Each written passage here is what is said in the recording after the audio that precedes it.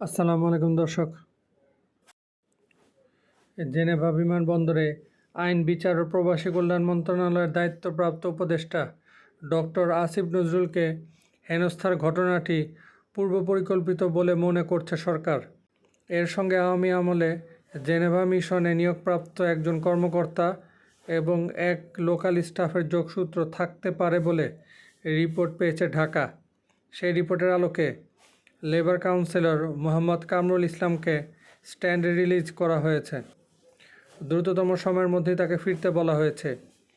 সেই সঙ্গে local staff হিসাবে আওয়ামী লীগ আমলে নিয়োগপ্রাপ্ত বাণিজ্য মন্ত্রণালয়ের সাবেক কর্মচারী মিজানের চাকরি ডিসমিসের সিদ্ধান্ত হয়েছে।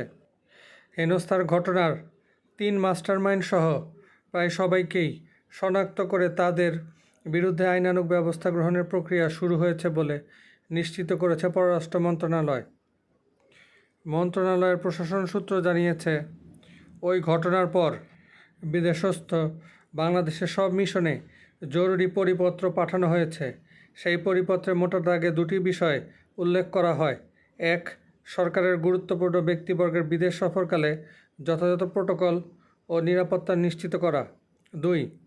যে কোনো অনাকাঙ্ক্ষিত পরিস্থিতি এড়াতে রাষ্ট্রদূতসহ সকলকে সর্বতোভাবে সচেষ্ট থাকা। সাথে থাকার জন্য ধন্যবাদ দর্শক। আসসালামু আলাইকুম।